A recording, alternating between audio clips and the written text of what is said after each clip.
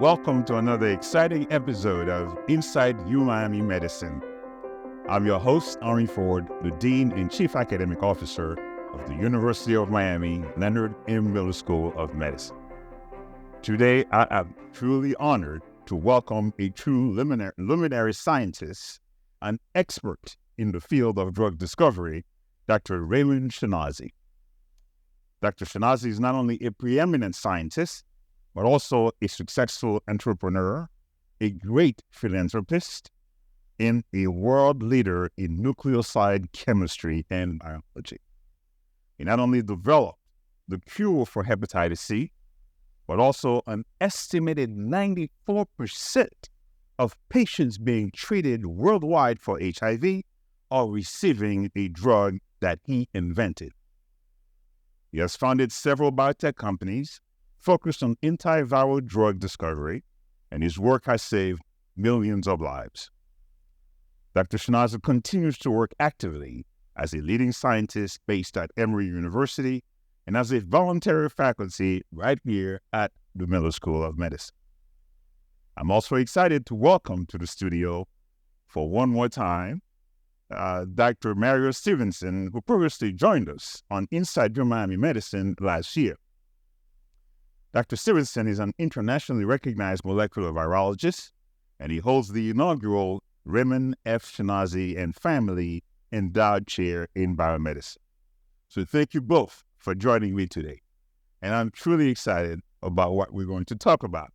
But before we do, Dr. Schinazi, you've had a fascinating and enviable journey in the world of scientific discovery. Tell us a little bit about your journey growing up in Egypt and then now becoming this preeminent scientist. First of all, thank you very much for inviting me. It's a real honor to be among you today. And I love coming to Miami, such a beautiful city.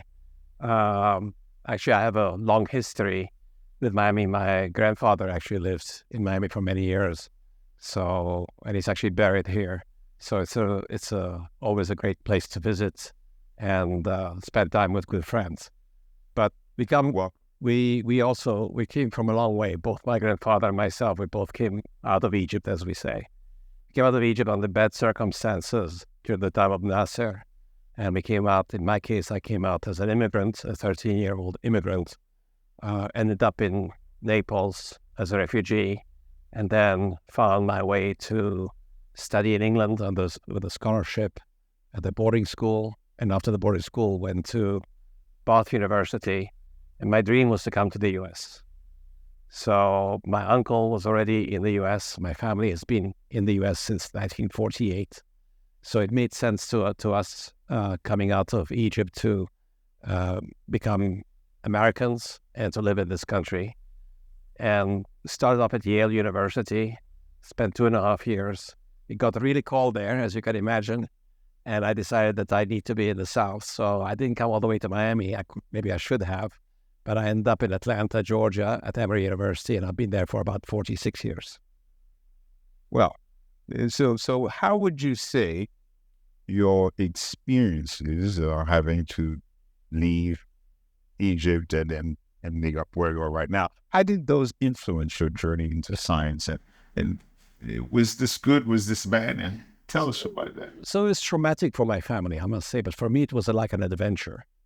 And I remember vividly when my mother, a few years before we left Egypt, developed a yeast infection, and we had to treat her with medicine, a simple antifungal agent. But unfortunately, because Egypt is considered a third world country, we didn't have the medicine. And fortunately, my grandfather had a connection with a TWA pilot, and we were able to bring in the drug from the United States. And lo and behold, they gave the drug, and a few days later, my mother was basically on her deathbed, survived, and lived on to be 94 years old. So it's quite remarkable. That had left a big impression on me that the simple spills can actually cure people from a fungal infection. Of course, I had my uncle here in the United States already established here working as a herpes virologist. So I wanted to follow his footsteps and do something useful with my life. And I thought that virology would be a good area, but I didn't know much about virology. And today, virology is mostly molecular biology, cell culture, animal models, all this stuff comes together. And at the time, I thought it would be a good idea to become a chemist so I can develop drugs. And once I develop drugs, I can now help humanity. So then I went on to study chemistry, of all things. And I was good at chemistry, and that's why I chose chemistry. And that led me to learn biology on the way to learning chemistry. And then from there, the rest is history. That's fantastic. So you had this aha moment, this epiphany through that infection that your mom had, and then seeing what the drug did essentially set you on course to become this brilliant scientist. And the drug was something that every lab in the United States has today. They use it for cell culture to maintain cells. And it's the trade name is micostatine, but it's fungizole. So everybody knows fungizole who was in the business. A simple molecule, but there wasn't a single pill available in the whole of Egypt. And that's a real world problem, bringing these medicines to the third world. And certainly we're continuing to do this, as you'll hear more later on about my experience with Egypt and giving back to Egypt as well. So I'm getting up to the virology piece, but what made you decide to go to Yale for your postdoc? Actually, I was given, life is about choices. So I had a few choices. Wisconsin University offered me a position. The Weizmann Institute offered me a position. And then I had also a position at Yale. And I was taken because my mentor, his name is William Prusoff. He is actually the grandfather of antivirals. And I wanted to learn virology rather than doing cancer research. I was thinking about I was actually a cancer researcher. My PhD studies in England at Bath University was based on chemistry of an anti-cancer drug called ellipticine, which is a natural product from plants from Fiji. And it's very, very good DNA intercalator. Basically a compound that binds the DNA and has a strong affinity for DNA and basically stops the cancer from growing. But I thought that's not going to help me become a virologist. So I wanted to learn about virology based on my uncle's experience. He was a herpes virologist. He was a medical doctor. And I thought it would be a great thing to learn with Bill Prusoff, who was basically the grandfather of antivirals. And Yale was not a bad place to be. So I said, wow, I spent 2.5 years there, a floor with over 100 postdocs on one floor. We had the greatest people in pharmacology. We had Paul Greengard, Nobel laureates, for example, on the same floor as I was. We had all these young people studying, working almost 24 hours a day, 18 hours a day. Nobody was shy of working. It was an amazing environment. So before again we go to virology, now here you are in this impressive environment. And since our audience also has a number of Ph.D. students and people who are studying early in their career, so tell us, what made you decide to go into academia as opposed to going into industry? To be honest, I tried to get to academia. And in Europe, when I was still living in Europe, I thought about going to industry. And I applied for a few jobs. And frankly, they were not terribly interesting to me. So I thought to myself, I just need to continue and see if I have more choices as I already had my PhD, but the question is, what do I do with that PhD? I could have gone to industry. I actually applied, for example, at the time to Merck for a job. And they told me, we don't do antivirals. We're not interested in antivirals. We're not, at the time, they were interested in vaccines. And I was not a vaccinologist. So I sort of was a bit frustrated. So I said, okay, let's keep studying and maybe something will come up. And eventually I like the academic freedom. I'm a free thinker and I wanted to do what I wanted to do. But the key is to have good mentors. And I was very fortunate in my life to have amazing mentors, including my uncle, who was I told you, was a famous herpes virologist. Okay, so now you go to Emory. After Yale, you're working with your uncle and a herpes virologist, and this is about the time that HIV becomes known. Correct. And so what made you decide to start focusing on that? What triggered the pivot? The bottom line is that HIV came along. We didn't know it was going to be a virus. It turned out to be a virus. It could have been a fungi. It could have been a bacteria. It turned out to be a virus. And I was exceptionally well prepared for that because we know that the first drugs against any virus is usually a nucleoside. At the time, acyclovir was just approved for herpes simplex virus infection.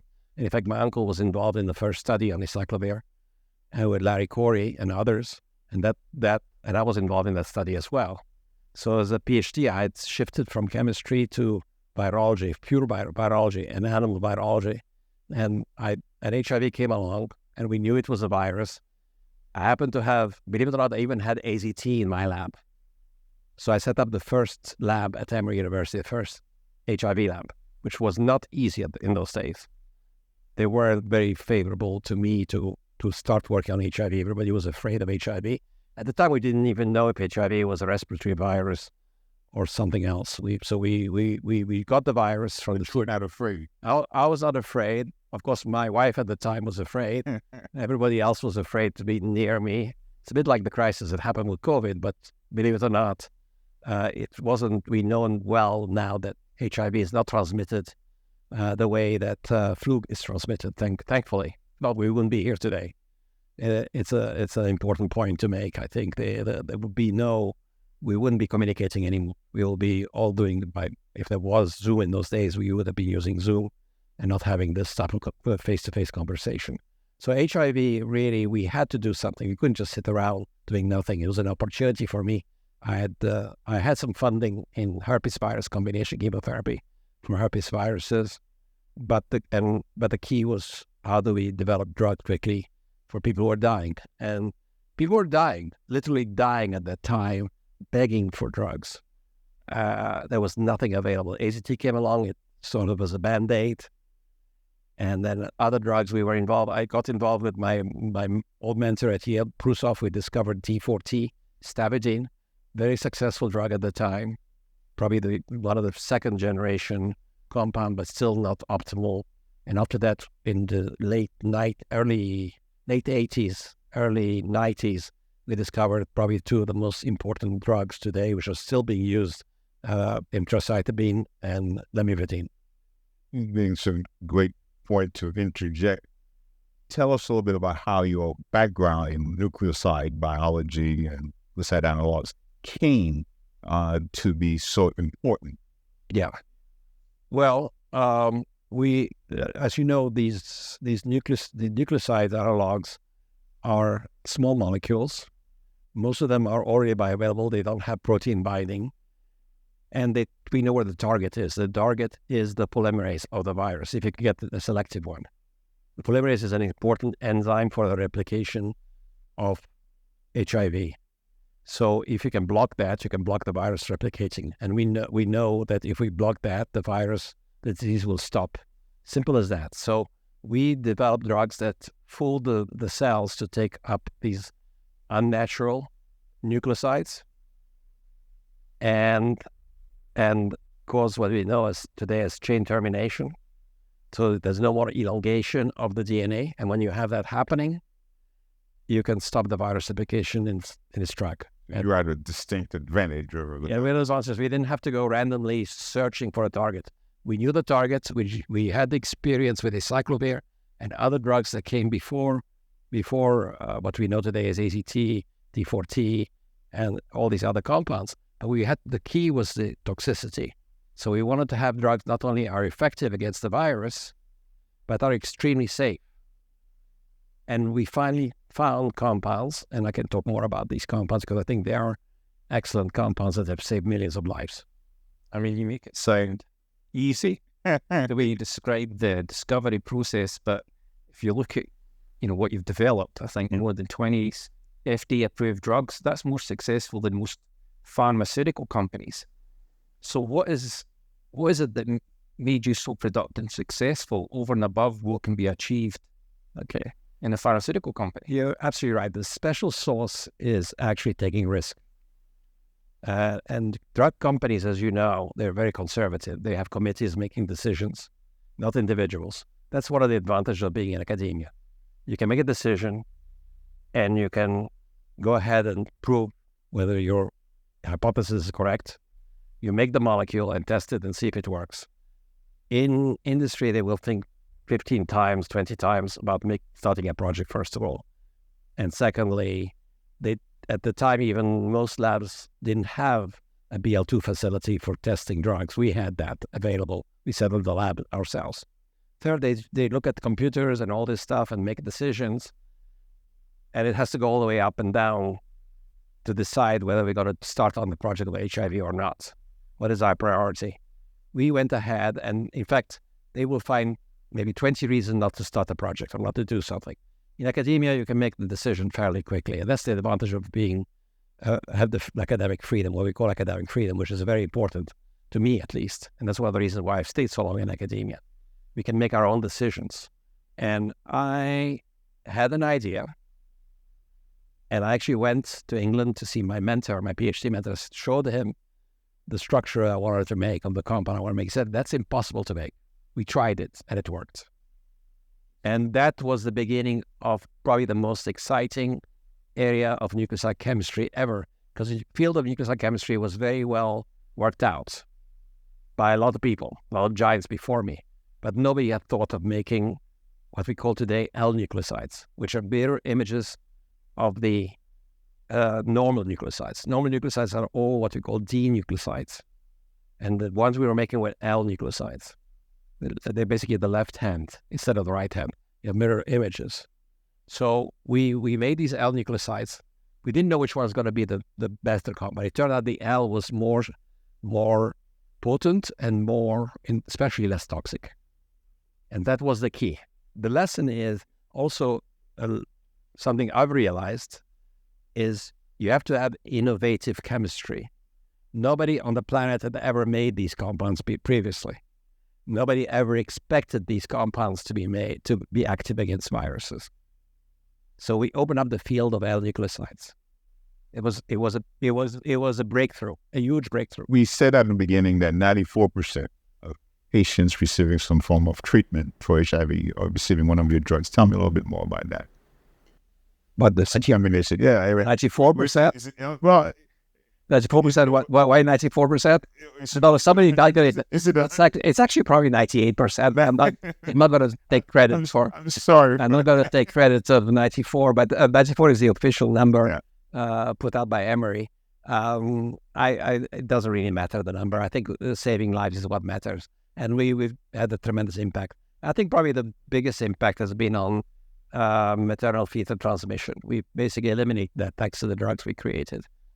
We've eliminated the transmission among homosexual and heterosexual people who are having sex, unprotected sex, I'm not saying you should not use condoms, but certainly this has been a tremendous benefit to patients. And that's what keeps me sleep. I sleep very, very well because of what I've done. I'm very happy to have done what we did. We saved a lot of people's lives and continue to save lives.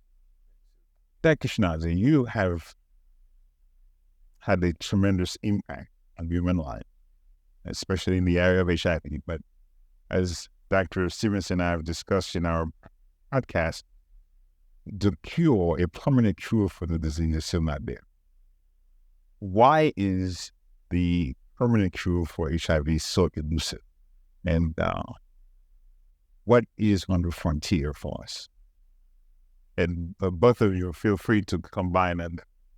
Well, I think the issue has been people have tried to find a vaccine. The virus has been able to evade every type of attack on it because it is an antivirus. It's a virus that mutates significantly, very, very significantly.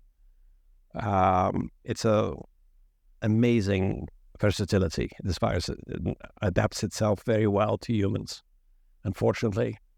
And people have tried, and I don't think they've tried their best. I think there are opportunities still out there for a cure for HIV. Well, it depends how you define cure, but certainly a functional cure is possible. And I think we're reaching towards that. Already, in a way, we have a functional cure in quotes. The drugs that we invented, for example, taking PrEP prevents the virus from transmission. That's already, if you can keep going on that for forever, for a long time, one generation, then you actually have a cure. You cure everybody who has HIV. Eventually, you cure them from the point of view you can't transmit the virus. If you can't transmit the virus, you basically solve the problem. But that's not very practical because people have to take the pills every day. So I think immunology is having a tremendous impact, the modern immunology that's happening with the antibodies, the newer antibodies that we have that are extremely efficient. You can still get resistance to them. But if you are able to combine a couple of them together, the right ones, it's going to be a lot harder for the virus.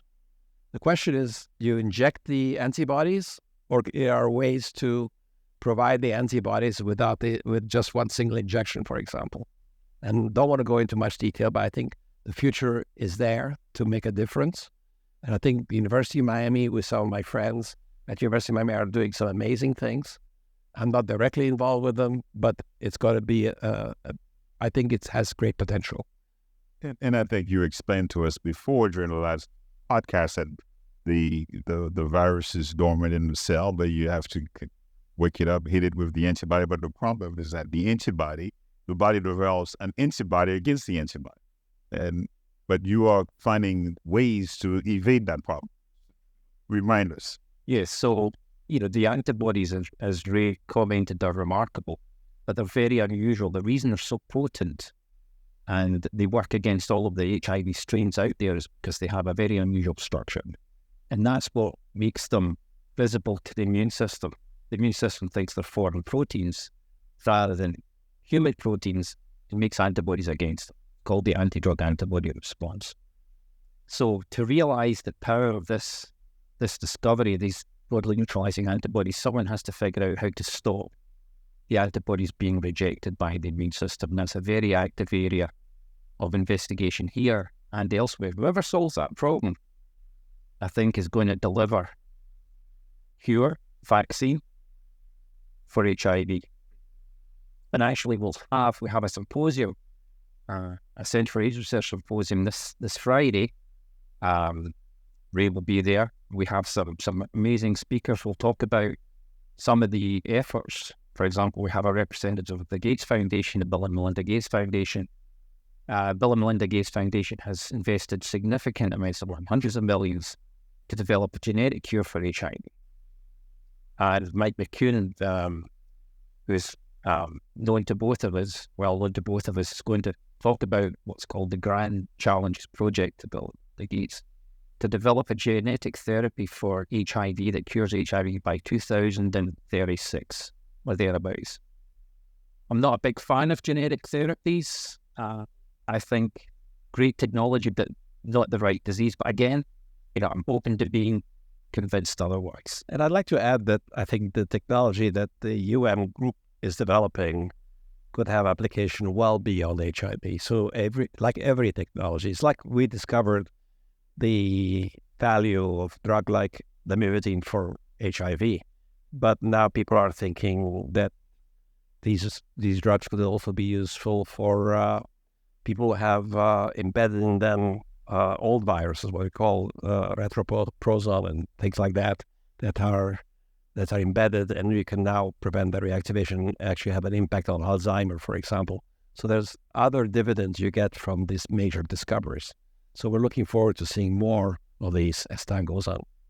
Not worried that this line of research that our group here at UM is undertaking is going to make some of the drugs that you have brought forward obsolete? So the way I look at it is that I've established a legacy, but there's another opportunity to establish a second legacy. So that's the way I look at it. It doesn't matter to me. I think the important thing is to get this done. Hopefully they're not there, but we have backup systems in case things can fail, of course. But we're not aiming to fail, but we're going to try our best to make it work. Well, I think this is a fantastic place to pause. On the fact, recognizing the fact that your work has been so transformative and has impacted so many lives, and there is hope on the horizon for a permanent cure, and hopefully it's going to happen right here with the two of you participating in those novel findings. That's a promise, or is that a wish? No, we I think there's a good chance we're going to make it work.